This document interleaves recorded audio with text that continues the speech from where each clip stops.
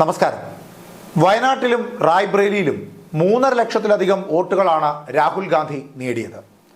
പിന്നീട് ഉയർന്ന ചോദ്യം, രാഹുൽ ഗാന്ധി ഏത് ലോക്സഭാ മണ്ഡലത്തിന്റെ നേതാവായി പാർലമെന്റിൽ എത്തും എന്നുള്ളതാണ്.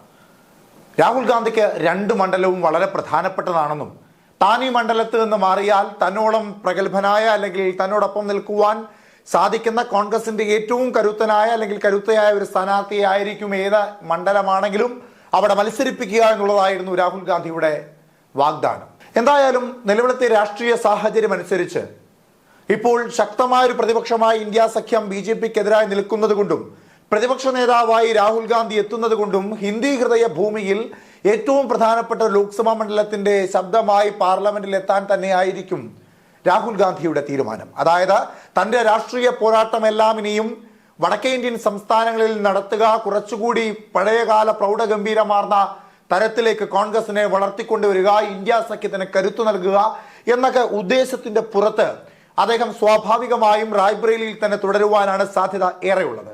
അങ്ങനെ വരുമ്പോൾ വയനാട് ഉപേക്ഷിക്കേണ്ടതായി വരും. വയനാട്ടിൽ രാഹുൽ ഗാന്ധിക്ക് പകരം പിന്നീട് ആരെ എന്ന ചോദ്യം കാര്യമായി തന്നെ ഉയരും. ആദ്യഘട്ടം മുതൽ തന്നെ കോൺഗ്രസിന് രാഹുൽ ഗാന്ധി വയനാട് വിട്ടു പോകുന്നതിൽ വലിയ വിഷമമുണ്ട്. അതായത് KPCC അധ്യക്ഷനായ K സുധാകരൻ അടക്കമുള്ള കോൺഗ്രസ് നേതാക്കന്മാർ പറഞ്ഞ ഏറ്റവും പ്രധാനപ്പെട്ട ഒരു കാര്യം രാഹുൽ ഗാന്ധി വയനാട് വിട്ട് പോകരുത് എന്നുള്ളതാണ്.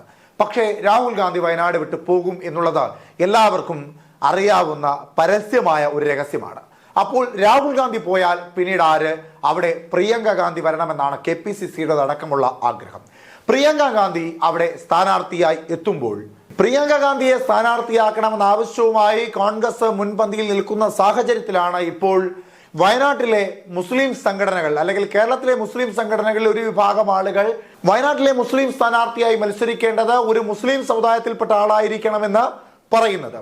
അതായത് വയനാട്ടിലെ UDF സ്ഥാനാർത്ഥിയായി മത്സരിക്കുന്നത് മുസ്ലിം ഭൂരിപക്ഷ മേഖലയായ വയനാട്ടിൽ UDF സ്ഥാനാർത്ഥിയായി മത്സരിക്കേണ്ടത് ഒരു മുസ്ലിം സമുദായത്തിൽപ്പെട്ട ആളായിരിക്കണം. വയനാട്ടിൽ കഴിഞ്ഞ കാലങ്ങളിലൊക്കെ സ്ഥാനാർത്ഥിയായിട്ടുള്ളതും മുസ്ലിങ്ങൾ തന്നെയാണ്. അതുകൊണ്ട് രാഹുൽ ഗാന്ധി വന്നപ്പോഴാണ് മുസ്ലിം സമുദായത്തിൽപ്പെട്ട ഒരു സ്ഥാനാർത്ഥി എന്നതിൽ നിന്ന് വ്യതിചലിച്ചുകൊണ്ട് കോൺഗ്രസ് ഒരു തീരുമാനത്തിലെത്തിയത്. സ്വാഭാവികമായും വയനാട് ലോക്സഭാ മണ്ഡലത്തിൽ സീറ്റ് നൽകുന്നത് എല്ലാ കാലത്തും കോൺഗ്രസിന്റെ സ്ഥാനാർത്ഥിക്കാണ്. പക്ഷേ 2019 ലോക്സഭാ തെരഞ്ഞെടുപ്പ് മുതൽ മുസ്ലിം ലീഗ് ശക്തമായ 3ാം സീറ്റിന് വേണ്ടിയുള്ള ആവശ്യം ഉന്നയിച്ചതിൽ ഏറ്റവും പ്രധാനപ്പെട്ട ലോക്സഭാ മണ്ഡലമായി ചൂണ്ടിക്കാട്ടിയത് അത് വയനാട് ലോക്സഭാ മണ്ഡലമായിരുന്നു. 2024 അത് കുറച്ചുകൂടി കടുപ്പിച്ചു. അങ്ങനെയാണ് മുസ്ലിം ലീഗിന് രാജ്യസഭാ സീറ്റ് നൽകാമെന്ന ഒരു കരുതൽ മുൻപോട്ട് വെച്ചുകൊണ്ട് 2024 ലോക്സഭാ തെരഞ്ഞെടുപ്പിൽ കോൺഗ്രസ് വയനാട് ഉറപ്പിക്കുന്നത്. അപ്പോഴും ലീഗ് അടക്കമുള്ള പല മുസ്ലിം സമുദായത്തിൽപ്പെട്ട നേതാക്കന്മാരും പറഞ്ഞത് രാഹുൽ ഗാന്ധിയാണ് വയനാട്ടിൽ മത്സരിക്കുന്നതെങ്കിൽ തങ്ങൾക്ക് വയനാട്ടിൽ സീറ്റ് വേണ്ട, മറിച്ച് കോഴിക്കോടോ കണ്ണൂരോ അങ്ങനെ ലീഗിന് പിന്നീട് ശക്തി കേന്ദ്രങ്ങളായി നിൽക്കുന്ന കാസർഗോഡ് അടക്കമുള്ള മുസ്ലിം ഭൂരിപക്ഷ മേഖലകളിൽ എവിടെയെങ്കിലും നൽകണമെന്നുള്ള ആവശ്യം അവർ കാര്യമായി തന്നെ ഉന്നയിച്ചിരുന്നു. ഈ സാഹചര്യത്തിൽ അവിടെ വയനാട്ടിൽ രാഹുൽ ഗാന്ധി മത്സരിക്കുന്നില്ല എന്ന തീരുമാനം ഉടലെടുത്തതോടുകൂടി വയനാട്ടിൽ പിന്നെ മുസ്ലിം നാമധാരിയത്തിനെ മത്സരിപ്പിക്കണമെന്ന ആവശ്യം കടുക്കുക തന്നെയായിരുന്നു. ഏറ്റവും ഒടുവിൽ SYSന്റെ സംസ്ഥാന ജനറൽ സെക്രട്ടറിയായ കാന്തപുരം അബ്ദുൽ ഹക്കീം അസ്ഹരിയാണ് ഈ വിഷയം പിന്നെയും ഉന്നയിച്ചിരിക്കുന്നത്. അദ്ദേഹം പറയുന്നത് ഇങ്ങനെയാണ്. അദ്ദേഹം ഒരു സ്വകാര്യ ചാനലിന് നൽകിയ ഇന്റർവ്യൂവിലാണ് ഇക്കാര്യം വ്യക്തമാക്കിയത്. വയനാട് എല്ലാ കാലത്തും ന്യൂനപക്ഷ വോട്ടർമാർ അധികമുള്ള ഒരു ലോക്സഭാ മണ്ഡലമാണ്. അവിടെ ന്യൂനപക്ഷ പ്രതിനിധിയായ ഒരു സ്ഥാനാർത്ഥി തന്നെയാണ് കാലങ്ങളായി മത്സരിക്കുന്നതും. അതുകൊണ്ട് തന്നെ 2024 വരാൻ പോകുന്ന ഉപതെരഞ്ഞെടുപ്പിലെങ്കിലും വീണ്ടും ആ ന്യൂനപക്ഷ പ്രതിനിധിയെ അവിടെ കൊണ്ടുവരണമെന്നും പാർലമെന്റിൽ നിലവിലുള്ള ന്യൂനപക്ഷ പ്രതിനിധികളുടെ കുറവ്, അതായത് നിലവിലത്തെ സാഹചര്യത്തിൽ പാർലമെന്റിലുള്ള ന്യൂനപക്ഷ നേതാക്കന്മാർ കുറവാണ്. അതിൽ തന്നെ കോൺഗ്രസിലേക്ക് വരുമ്പോൾ ലീഗിന്റെ നേതാക്കന്മാരായിട്ടുള്ള അബ്ദുൽ സമദ് സമദാനിയും ഒപ്പം ET മുഹമ്മദ് ബഷീറുമാണുള്ളത്. കോൺഗ്രസിലേക്ക് വരുമ്പോൾ അത് ഷാഫി പറമ്പിലുമാണ്. കോൺഗ്രസിന്റെ ലോക്സഭാ തെരഞ്ഞെടുപ്പ് സ്ഥാനാർത്ഥി പട്ടികയിൽ ഷാഫി പറമ്പിൽ അല്ലാതെ മറ്റൊരു മുസ്ലിം സ്ഥാനാർത്ഥിയില്ല. നിർബന്ധമായും കോൺഗ്രസിന്റെ ഒരു മുസ്ലിം സ്ഥാനാർത്ഥിയെ മത്സരിപ്പിക്കണം.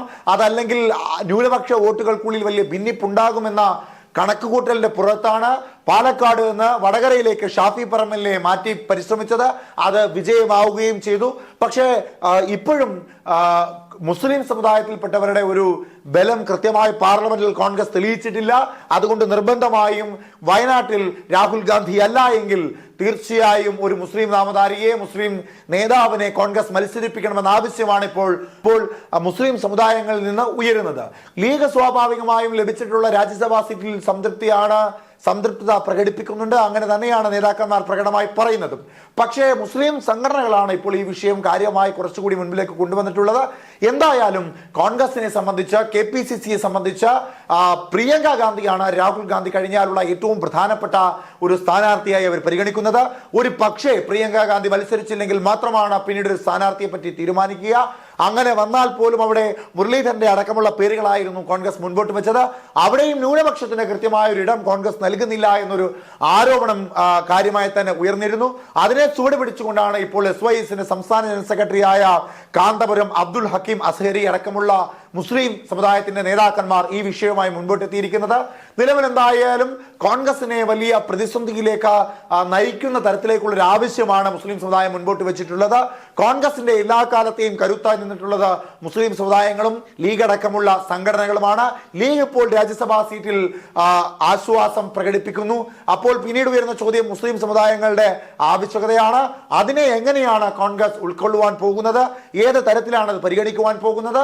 അങ്ങനെ മുസ്ലിം സമുദായത്തിൽപ്പെട്ട ഒരു നേതാവിനെയാണ് കോൺഗ്രസ് അവിടെ വയനാട്ടിൽ പരിഗണിക്കേണ്ടത് എങ്കിൽ അവിടെ സ്വാഭാവികമായും ടി സിദ്ദിഖ് അടക്കമുള്ള കോൺഗ്രസിന്റെ മുതിർന്ന നേതാക്കന്മാരുടെ പേര് വരാൻ സാധ്യതയുണ്ട്. സ്വാഭാവികമായും 2019 ലോക്സഭാ തെരഞ്ഞെടുപ്പിൽ വയനാട്ടിൽ ടി സിദ്ദിഖ് മത്സരിക്കുന്നു എന്ന വലിയൊരു വാർത്ത പ്രചരിച്ചിരുന്നു. ആ സമയത്താണ് രാഹുൽ ഗാന്ധി അവിടെ മത്സരിക്കുവാൻ എത്തുന്നത്. സ്വാഭാവികമായും ടി സിദ്ദിഖ് ഒഴിഞ്ഞു കൊടുക്കുകയായിരുന്നു. പിന്നീട് രാഹുൽ ഗാന്ധിയുടെ അഭാവത്തിൽ വയനാടിനെ MP പോലെ തന്നെ സംരക്ഷിച്ച് മുൻപോട്ട് പോയത് ടി സിദ്ദിഖ് ആയിരുന്നു. പിന്നീട് ഇത്തരത്തിലൊരു ആവശ്യം മുസ്ലിം സമുദായങ്ങൾ ഉന്നയിക്കുമ്പോൾ ന്യൂനപക്ഷങ്ങൾ എല്ലാ കാലത്തും വിശ്വസിച്ച് ചേർത്ത് നിർത്തിയിട്ടുള്ള കോൺഗ്രസ് ഒരു മുസ്ലിം സ്ഥാനാർത്ഥിയെ പരിഗണിക്കുകയാണ് എങ്കിൽ അത് ടി സിദ്ദിഖ് ആയിരിക്കും. എന്തായാലും നിലവിൽ വലിയ സമ്മർദ്ദമാണ് കോൺഗ്രസിന് മുസ്ലിം സമുദായങ്ങൾ നൽകിക്കൊണ്ടിരിക്കുന്നത്. ന്യൂനപക്ഷത്തെ അംഗീകരിക്കണം, ന്യൂനപക്ഷ പ്രാധാന്യം പാർലമെന്റിൽ വർദ്ധിപ്പിക്കണം. കോൺഗ്രസ് തീർച്ചയായും വയനാട്ടിൽ ഒരു മുസ്ലിം നാമധാരിയെ മത്സരിപ്പിക്കണമെന്ന ആവശ്യം മുൻപോട്ട് വരുമ്പോൾ അവിടെ വയനാട്ടിൽ രാഹുൽ ഗാന്ധി അല്ലാതെ പിന്നീട് ആരെയെന്ന ചോദ്യത്തിന് പ്രിയങ്ക ഗാന്ധിയേക്കാൾ പ്രാധാന്യം വരിക മറ്റൊരു മുസ്ലിം സ്ഥാനാർത്ഥിക്കായിരിക്കും.